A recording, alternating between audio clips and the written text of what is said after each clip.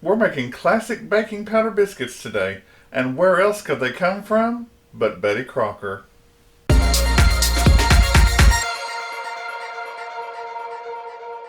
Welcome to Help at Home, your resource for great recipes and easy learning. I'm Jim Hightower.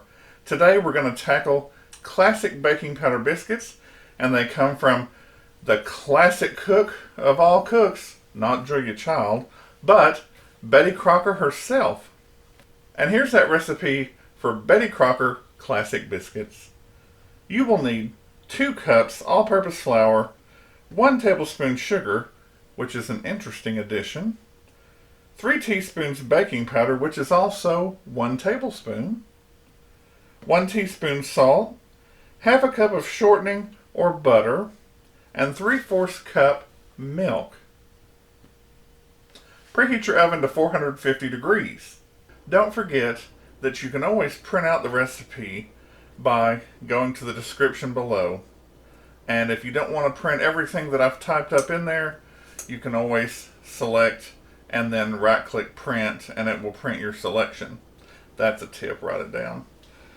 Alright, you'll need that 2 cups of flour. I'm using hard white wheat, which I grind myself.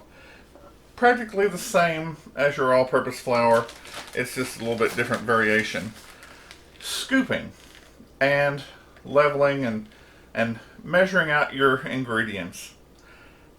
I like Julia Child's method, the scoop and level, which if it's good enough for her, then it's good enough for you too. Definitely good enough for me.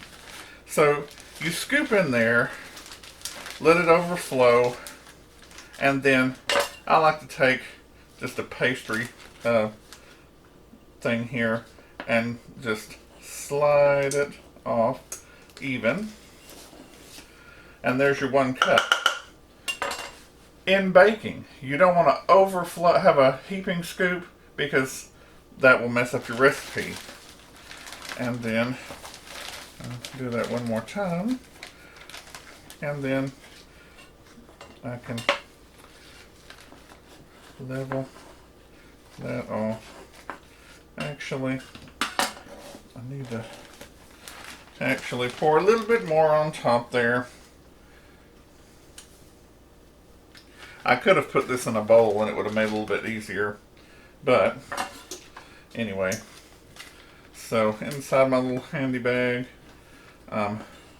leveling off 2 cups.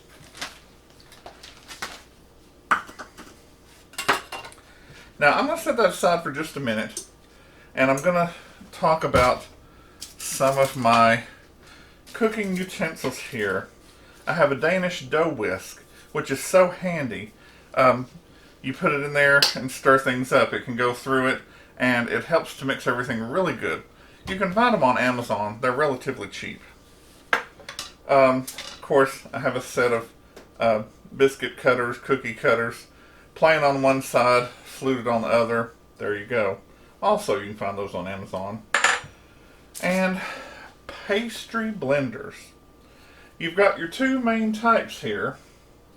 One, the springs just go everywhere, and you can see that they have. I mean, I try to push it together and it won't stay together.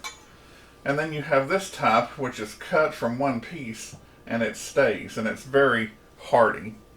Now, I used to prefer the springy type over the hardy type because I thought these were ugly, and maybe they are. But because these won't stay together, you can be chopping for a long time and not get very far. So I recently ordered this off of Amazon, of course, and believe me, I buy all these things myself. I'm not an associate or anything. I don't get a penny from Amazon, but I do love to shop there. But I bought this because you can really get it going. And of course, you'll need a cookie sheet, and you can line it with foil or parchment paper. Do not grease it. Here's my 1 tablespoon of sugar. Again, level it off. Don't heap it up. You don't want sweet biscuits most of the time. One reason they may have added this in is to help with the browning. I've noticed in diabetic recipes that use only no-cal, low-cal sweeteners, you have trouble with things browning because there's no sugar. Sugar helps things brown. It's not just a sweetener. So there you go. And my wife uses Splenda sugar blend sometimes in things. It's half Splenda, half sugar. And if you don't live here in the States, Splenda is a no-calorie sweetener. But with the blend, it's half sugar and it helps you brown things. So write that one down too. You need 3 teaspoons of baking powder, which is also 1 tablespoon again. I leveled it off on this little top here on the baking powder lid. Everything should be nice, level, even, and exact in baking. Now, just as soon as I said that, here comes trouble. You need 1 teaspoon of salt, and best practice would not be to do it like I'm doing, but there's 1 teaspoon, and I put it in there, and there you go. Next we need 1 stick of butter, because I would rather go with something that is natural as opposed to the Crisco, which is something that's processed. And of course, I just did the Crisco cheese balls, but you can't really fry with butter. Anyway, here in our handy snack drawer, we have butter, hard butter, cold, and what you want to do is cut it up into small pieces. Now in my handy, narrow, and long kitchen here, everything is very close. So I have a knife here. And before I put that butter in, I'm just going to do a quick little mix here to get everything incorporated. Alright.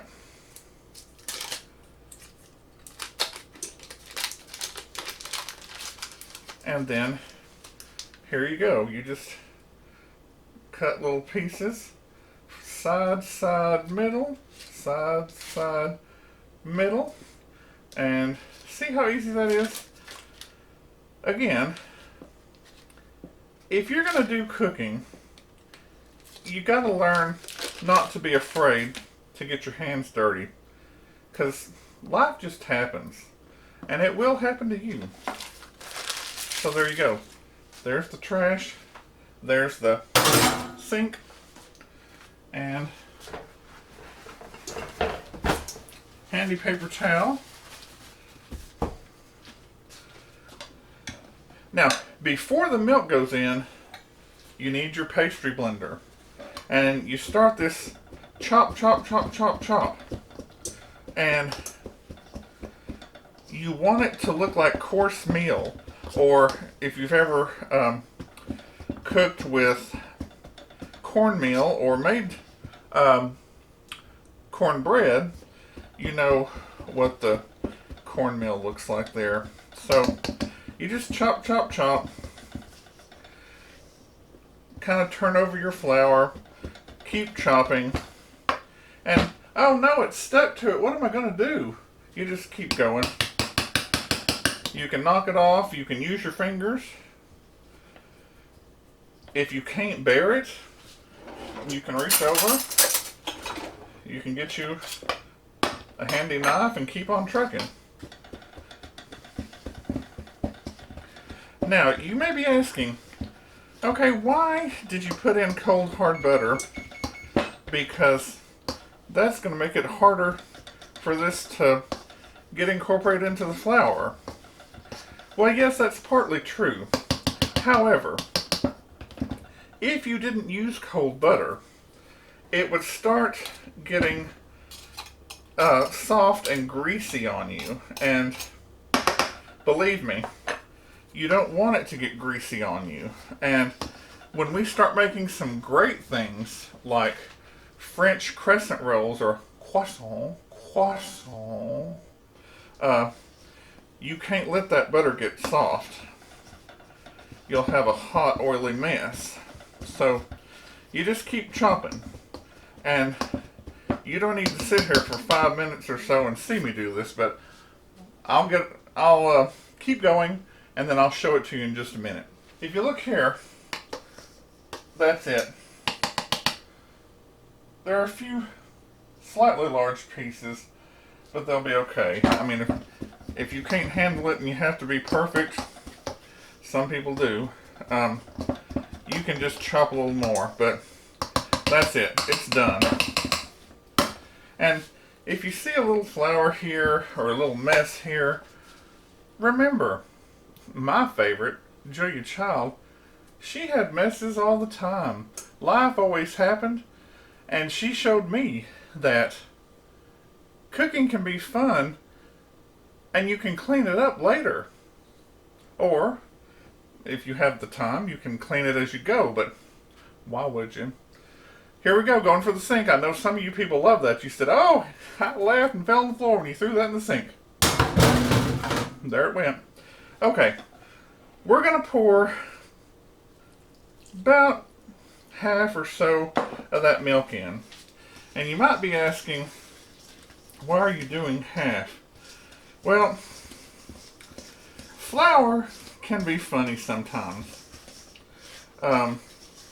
Depending on the weather. You know, if it's dry, if it's dry where you are, you might need all of your milk.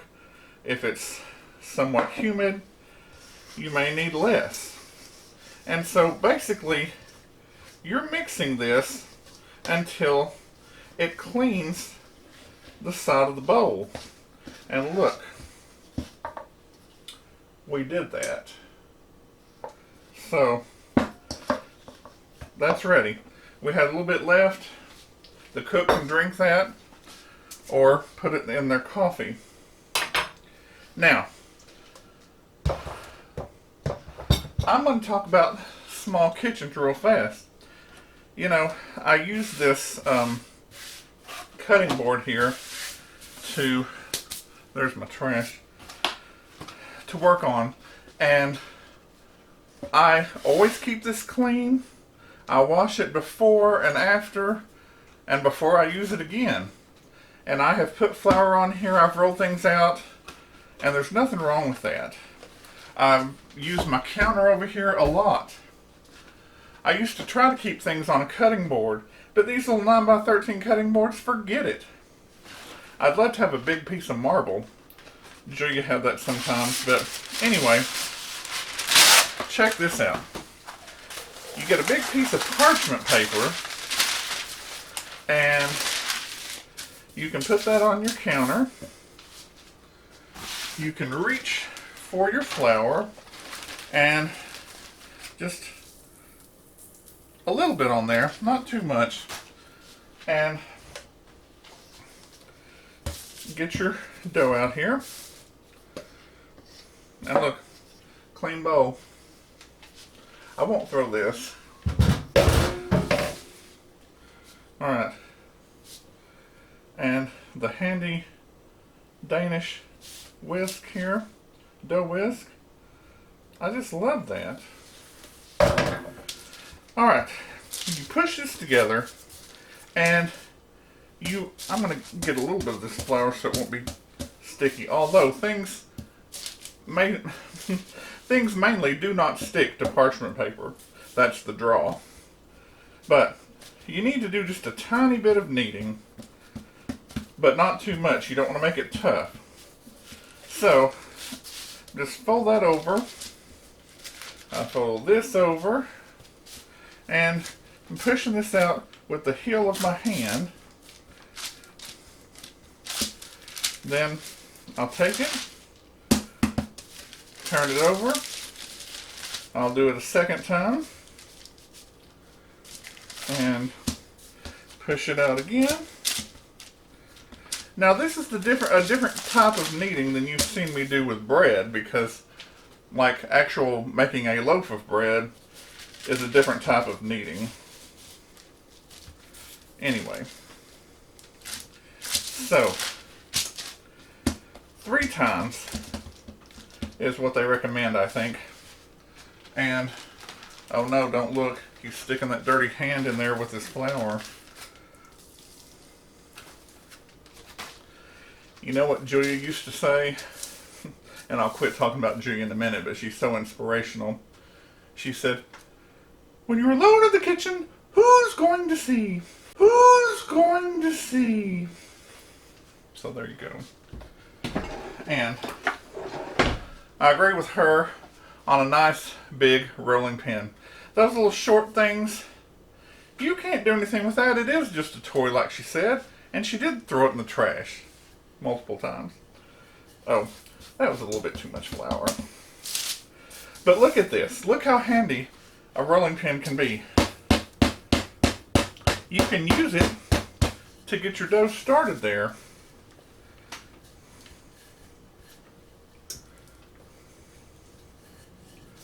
And you don't have to pick up your dough. You can just turn your parchment paper. Look how handy that is.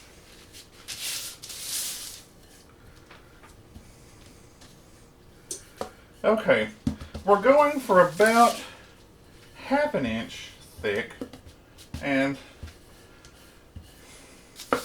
even this retired teacher has trouble figuring out exactly that ½ inch. But here's my pan, and again, it is not greased. I used the fluted side to make it pretty. So there's 1, 2, and you want to scoot as close to each biscuit and as far to the edge as you can to get as much out of this dough as possible, because every time you roll it again, you run the risk of making it just a little bit tougher. So there's 1, 2, 3, 4, 5, 6. Now, I think this recipe says that you can get maybe a dozen or 12 servings. Well, I can't. I can get 10. Now, if you wanted to be super handy, you can push the pieces back together here and then cut it out of that without rolling again. But it's not always as pretty. So I'm going to just be very careful, and I'm just going to push that together carefully. Really don't want to knead it anymore. And, oops.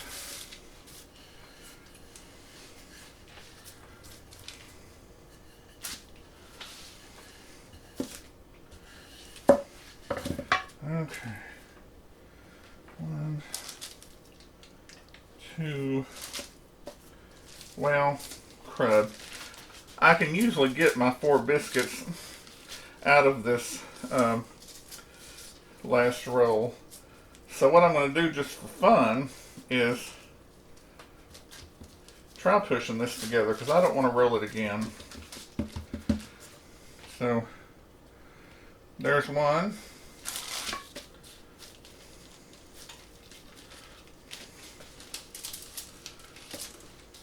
And we will roll that together, push it together, give it a little pat, and look at that.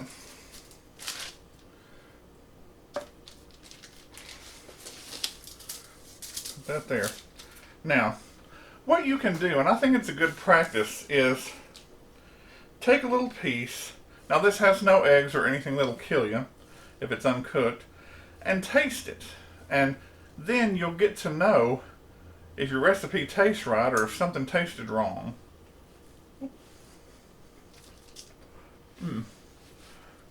So what you taste is a little bit of that tablespoon of sugar, and then you kind of taste that funky taste between salt and baking powder. But it's kind of nice. Now, you can either toss this in the trash or make one little deal like that. And in these trying times when everything's expensive and inflation is out of control, you don't want to toss anything in the trash. And lastly, you need to put melted butter over the tops. You don't have to, but you will thank me for this. It just makes it so yummy.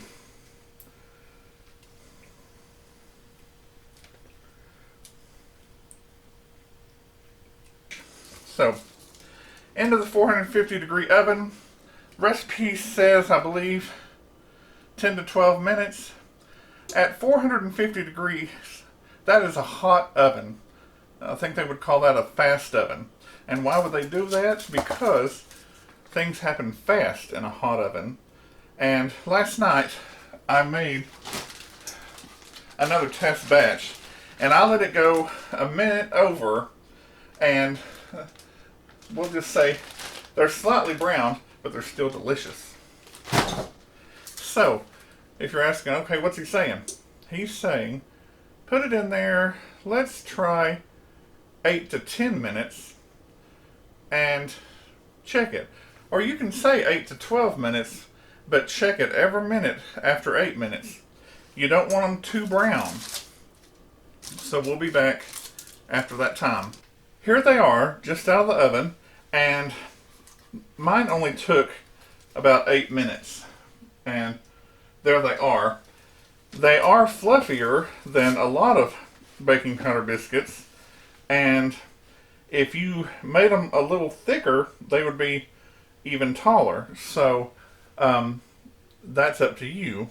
Now, these have got to cool, and honestly, they will keep cooking on this hot pan. So I suggest you remove the pan and let them cool. And then we'll come back in a moment for the glamour shot and the taste test.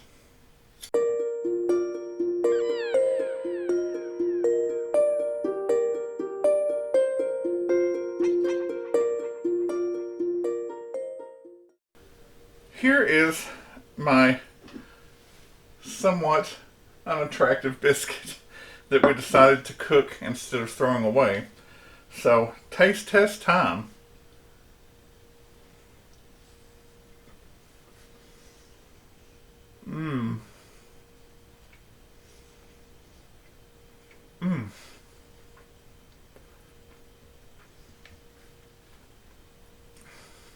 Of course, you get that butter that I basted on top.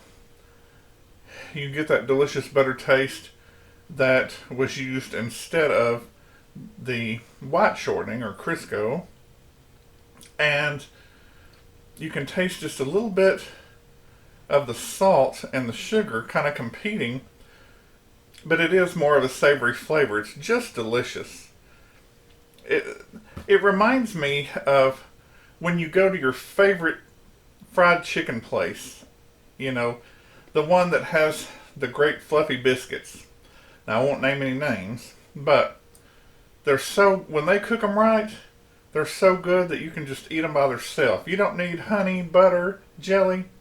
But I tried some jelly with one of these last night, and it just took it to a whole nother level. So these are great for breakfast, lunch, dinner.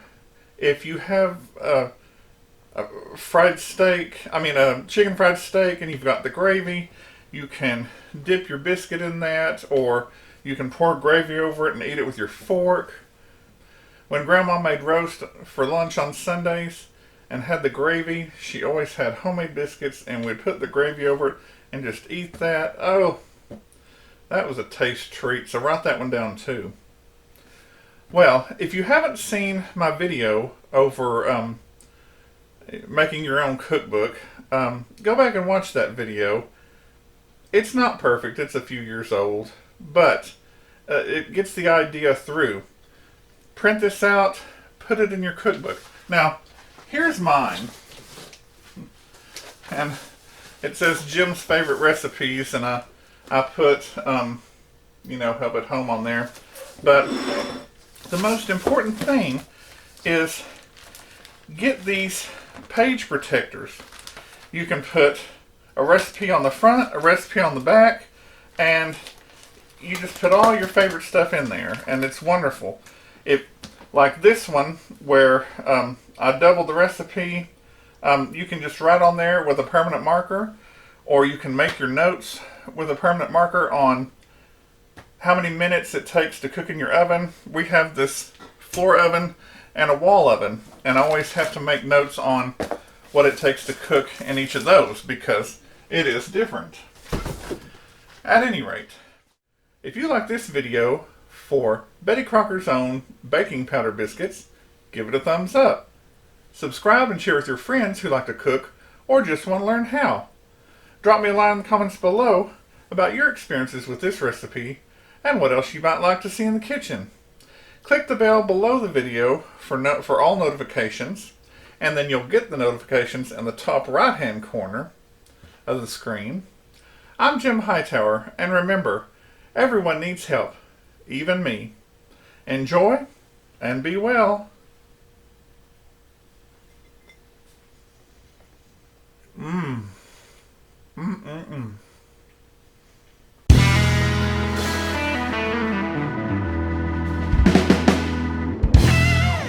We're making classic baking. Here's that great recipe. Of course, flopper. 3 tablespoons. Don't forget that the description holds the key to your.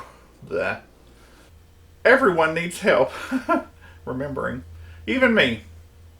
Be well and enjoy. That was awful. And they'll show up in the bell in the corner when you get them. I can't remember.